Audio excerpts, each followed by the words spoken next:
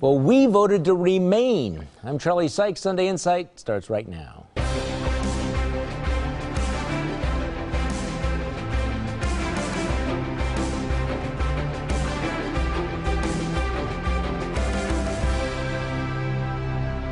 Good morning and welcome to Sunday Insight. In the week that was, well, actually it was a pretty amazing week. The British vote to leave the European Union. Its prime minister steps down and the world markets are roiled. Check your 401k. WAUKESHA gets the okay to use water from Lake Michigan. A divided U.S. Supreme Court blocks President Obama's sweeping executive action on immigration.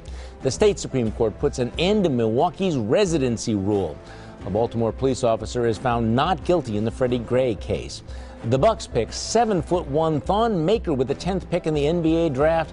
And the Marines admit that Wisconsin's John Bradley was not in that famous Iwo Jima photo. And then there were the House Democrats who staged a sit-in on the House floor to push for gun control legislation that nobody thought was going to pass. But we start with the presidential race and the buzz around a possible GOP delegate revolt and maybe even a draft Walker movement.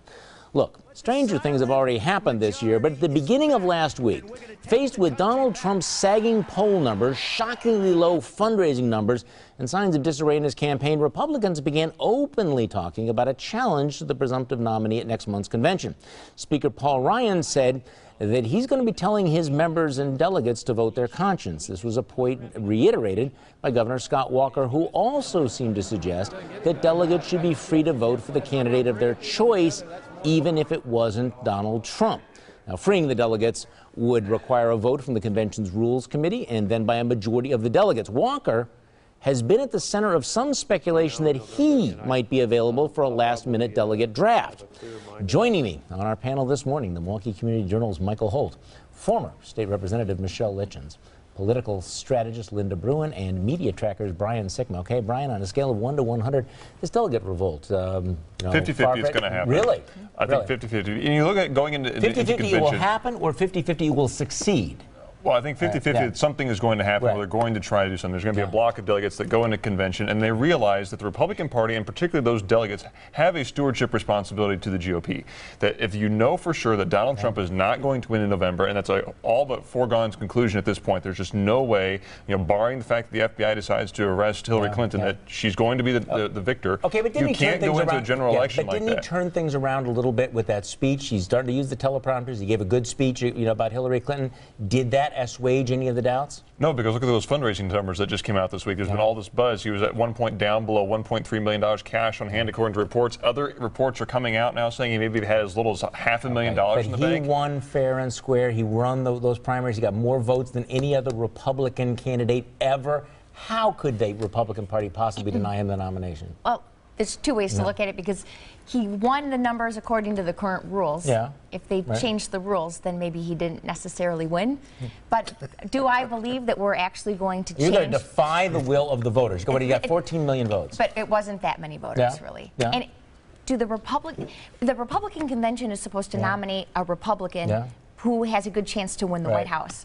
I don't believe most Republicans that are going to that convention as delegates believe that Donald Trump is going to be able to do that. One thing out here, the Republican National Committee is a private organization, and so some of these primaries took place in states where they have open primaries. Anybody can participate, and so instead of having just Republicans participating in this process, you had other voters who don't participate. This would rip the Republican Party apart. But looking at November right now, with Donald Trump at the top of the ticket, it's already in pretty bad shape. You're rooting for this, aren't you? Well, frankly, as an American, I'm hoping that Donald Trump does not become anyone's presidential nominee. But I think that it is possible. I mean, the key here is that 112-member Rules Committee. You need 28 of those people to sign on for a minority report to go to the floor, and depending on what that report is in calling for a vote. You've been reading stuff. Yeah, wow. I'm actually fascinated by you folks. Because frankly, what happens on your side could eventually happen on our side. Not this time Almost around. nobody knows that number that you just mentioned, that you only need, because I think everybody's been assuming you need a majority of the Rules Committee to be able to move forward with freeing the delegates. You only need 28 to be able to put the minority, and then it goes to the full delegates. Right. And I'm hearing that the supporters of the dump Trump, and you might know some of them more than I do, are saying that they already have 28. So whether that stays, who knows? Okay, Michael. Well, I'm listening to Michelle saying what you said. I've been writing down your notes for what you said. If you change the rules, he didn't win, and not that many people voted for him. I mean, this is almost like a foregone conclusion now. You want a plurality, but not a majority. Go back, go to you. to your tape version of this show. Hear what I said last week about a revolt. There will be a revolt. I would be surprised if Donald Trump gets the nomination. Okay, there will be a revolt. That's a 100 out of 100. Will it succeed? I don't know whether it will succeed, but this will be determined by one thing and one thing only. It will be determined by what the polls are saying. If the Republicans roll into Cleveland and Donald Trump is competitive in the polls, he's going to get this nomination, there's no question. On the other hand, if they roll in and he is down by 10, 12, 15 points to Hillary Clinton, then panic sets in, then anything could happen. Now, you say it's not going to be Scott Walker. What I find interesting is that Walker's about the only name that's being floated out there, because you can't beat nobody with nobody, right? And I understand the grammar's wrong there, but it's the old Chicago line. But it is interesting that there is this much focus on it. So what would you advise if he calls you up, Michelle, and says, should I accept a draft? What would you tell him? I would find it hard to believe that we would draft someone that Donald Trump beat in the primary process. But he didn't beat him. Well, it's because he dropped out, but he dropped out because his fundraising numbers were so up. But if the party does draft someone, I actually think it should be someone who ran this cycle, someone that the voters know actually put their hat in the ring this time around to go toe-to-toe. I would advise the opposite. The one thing that I would point out that's certain is that Wisconsinites are going to play a huge role at this convention. Reince Priebus is the chairman of the Republican National Convention. Paul Ryan is the chairman of the convention. And who knows? Scott Walker might be the dark horse. I think we probably should go. What do you think? What has your glass half full? What has your glass half empty? Let's go around the table. Michael Holt, you're first. Dark horse, huh? Dark horse. My glass half full because police found drugs in the home of urban terrorist Avon Kittler and returned him to jail. My glass half empty because Kittler, who was previously charged with 7 felonies, including kidnapping, should have never been out on $10,000 bail. That's what a liberal judge does. Michelle Litjens. My glass is half empty because Loretta Lynch said we'll never know the real reasons for the Orlando shooting because the shooter is dead.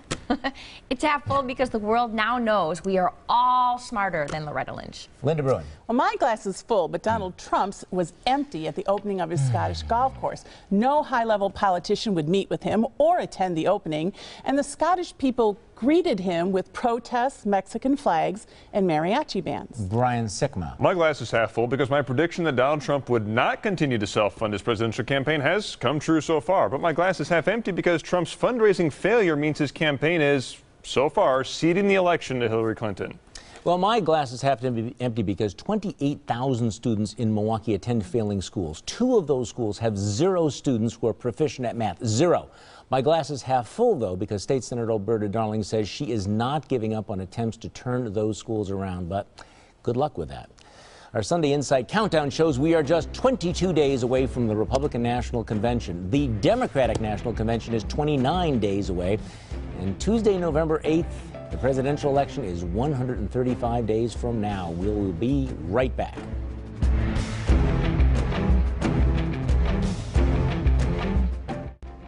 Why do I call this a stunt? Well, because it is one.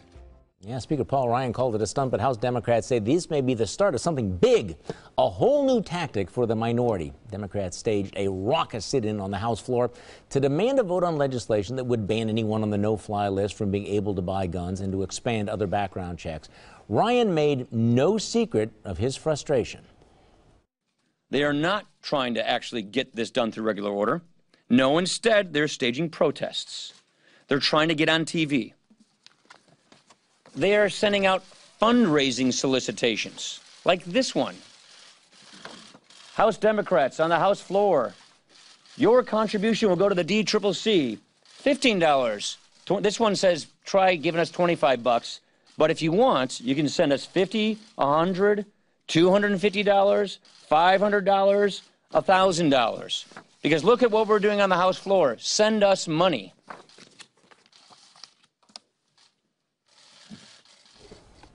So, Michelle, Democrats think that, number one, they have shifted the ground, the political ground, on the gun control debate, and number two, they think these tactics are, in fact, going to be a winning formula. What do you think? I think these tactics are a joke, and the entire country sees them at that. Is they're a bunch of crybabies. They're doing what Democrats did in Wisconsin. It was nice that Wisconsin could teach Congressman Ryan how to behave. But I will say they are getting somewhere. There's this no-fly, no-buy guns that's kind of, gaining some ground out there, but Paul Ryan did exactly what he was supposed to do. They didn't give in. This bill was not going to pass the Senate, so there was no reason to have a hearing on it. We've seen these kind of tactics from Republicans, not a sit-in because some of them so old they can't get down there. But we've seen them that's the history of this country. I mean, we've been seeing since the founding fathers, since the first original convention. Not on the floor of the House of Representatives. Why not? I mean, why not? Well, because there's decorum, there's rules. I think it's working because this is a bipartisan piece of legislation that is common sense. Even the NRA members support this. They support tougher legislation that will restrict gun sales. What was the matter with this country? Where do you come down to this? First of all, I think this kind of tactic only works once or gets the press and the people's catching their eye once. If they start doing this every single day, remember what happened in Wisconsin? It'll start the tide will turn the other way and opposite them. I actually think the Senate filibuster was a more appropriate way to go. But the bottom line is 85% of Americans support the no-fly, no-buy gun legislation. Over 92% of Americans support background checks on all gun purchases. At some point, the NRA cannot continue to own the Republican Congress. And Congress is going to have to listen. That's the shift. Not the sit-ins, but the shift is there. I agree with you, first of all, that you can only do this once. Number two, the filibuster, I think, was more appropriate. Also, the analogy to what happened in Madison, I think, is right on point. I think there's going to be a summer of a lot of political disruption, a lot of, Occupy Wall Street, Black Lives Matter protests. And if the Democratic Party wants to associate itself with those disruptive tactics, well, be my guest, but I don't think it's going to play well. On the other hand, there's got to be some sort of a compromise on all of this. The NRA proposal, which was proposed by a Texas senator, says basically that any time a suspected terrorist goes into a gun shop, law enforcement must be informed. Then they would have 72 hours, a 72-hour hold, and then law enforcement would have to go in front of a judge to block that sale or to have that person arrested.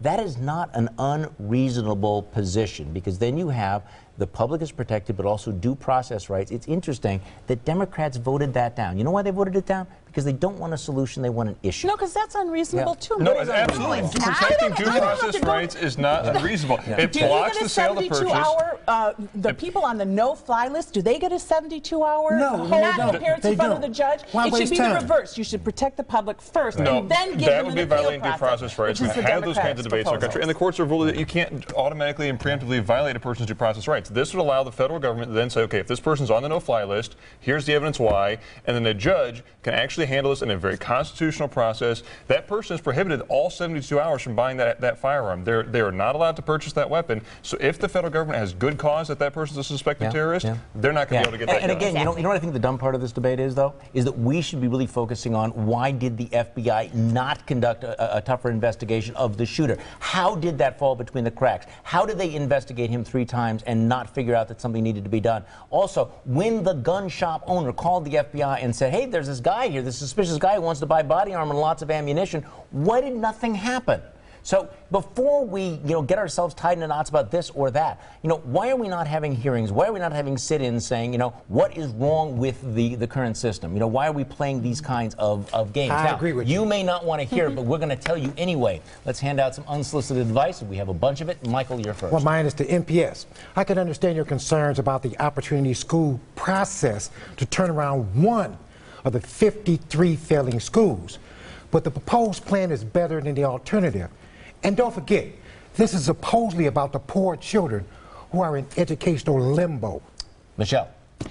To Democrats across the country, if you're going to stage a sit-in, talk to your Democratic friends in Wisconsin and see how well that worked out for you before you go make a fool of yourself again. Lynne DeBruin. Well, in May, Ron Johnson said he would endorse Donald Trump if Trump became the nominee. Last Sunday, Johnson said he'd support but not endorse Trump. Ron, that's a distinction without a difference. Grow a pair. Are you voting for Donald Trump or not? Pair of what? Brian Sikma. Well, here's some friendly advice to Wisconsin labor unions. Don't partner with liberal billionaire Tom Steyer, an eco-radical whose super PAC is looking to target anyone who supports the careful stewardship of natural resources. You're only hurting your own future. Well, my advice is to WAUKESHA officials. The next time you sit down for one of those meetings on regional cooperation with folks from Milwaukee and Racine, remember how they've been cutting your tires on this water deal. They seem to think the cooperation only runs one way. Next on Sunday Insight, what happens now the state Supreme Court has struck down Milwaukee's law requiring city employees to live in the city? The residency rule is dead. The state Supreme Court put an end to the 75-year-old rule requiring city employees to live in the city of Milwaukee. The state legislature had put an end to the rule several years ago, but city officials continue to enforce it and challenge the repeal in court. But the state's high court ruled 5-2 last week. The state law trumped the city's home rule power, a move that will now free city workers to live where they choose. Good decision, Mikel Holt? No, it was a bad decision, but it was expected. I mean, we have a conservative court. You know, I supported the residency requirement, particularly as it relates to firemen and policemen. Yeah. Should they be able to get to their stations in a quick fashion? If they live 50 miles away, that's not going to happen. Well, then they can't do their job. But on the other side, you know, there's always this talk about freedom. I don't think it's going to happen. Freedom. It's a good thing. Great concept. I'm just saying, you know, improve the quality of life in the city, and you don't have to worry about it. Well, that would be true. Now, are you saying that people who live in the suburbs lose touch with the city, the issues in the city? Well, some of them do. Some do. I mean, you live in Germantown. If you lost touch from, you know.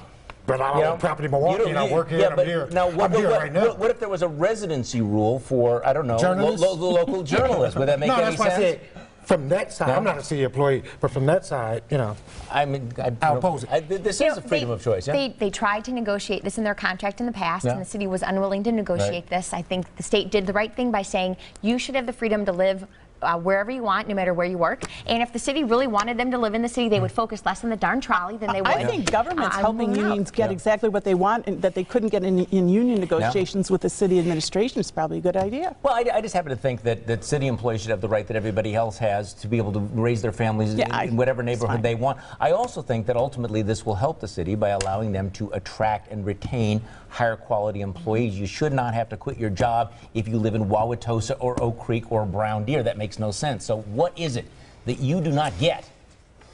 Keep it short. Mikel Holt. I don't get why the media is calling the Supreme Court decision on affirmative action a victory, since the court actually affirmed reverse discrimination. And let's not forget, some of the justices support the notion that black students are too dumb to be admitted to top colleges. Michelle Litjens. Charlie, I don't get if it's okay for a college to accept people based on their skin color instead of their academic ability. Why use grades for admissions at all? Maybe we should just pull names out of hats to see who's going to attend Harvard or UWM. Lynne DeBruin. 92% of Americans support background checks. 85% support no-fly, no-buy gun legislation. But once again, Congress has ignored the will of the American people. Luckily, the voters do get it, and their voices will be heard in November. Brian Sikma. Well, what I don't get is why a guy like Paul Nealon, who's running for Congress against Paul Ryan, would invent a make-believe business that has 0 paying clients to pad his resume. Because he's a fake. What I don't get is what the administration could possibly have been thinking when they tried to censor the transcripts of the Orlando 911 call to remove all references to ISIS and Islamic terrorism. Look, no one was fooled, and the administration ended up looking foolish, dishonest, and bizarrely obsessed with denying the reality of the worst terrorist incident since 9/11. Next on Sunday Inside, our panel picks the winners and losers of the week. But first, here's your morning news update.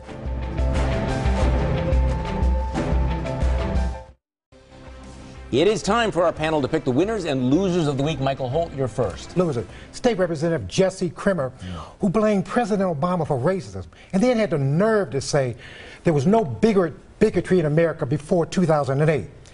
Is this fool for real? You want to see racism? Okay, Jesse Jackson. Look in the mirror. Winter Congressional Black Caucus members who staged a symbolic sit-in to protest a Republican-controlled, idiotic, and myopic refusal to deal with gun control. Michelle. My winner is former legislator and DHS Secretary Kitty Rhodes. Kitty worked tirelessly for the aging and the disabled as a legislator and in DHS, and she was dedicated to public service. She was a dedicated wife and mother who left us far too early.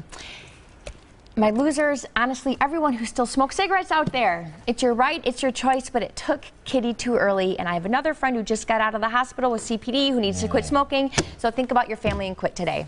Lynne DeBruin. Well, my loser is President Obama's immigration plan. After Congress repeatedly failed to act, President Obama used executive orders to break the stalemate and protect more than 4 million people from deportation. But last week, a deadlocked Supreme Court put his orders on hold. Ironically, this outcome helps Hillary Clinton, making her my winner. Infuriated Hispanics across the country are saying their support for Hillary and all Democrats is now set in stone. Newly energized and vowing to get their people to the polls, the key swing states of Florida, Nevada, and Colorado are more likely than ever to go blue in November. Brian Sikma. My winner this week is the United Kingdom, which voted on Thursday to leave the European Union. The EU consistently tramples on the sovereignty of its member states, forcing them to act against their own best interest and requiring economically stable members to bear the burdens of the financially irresponsible.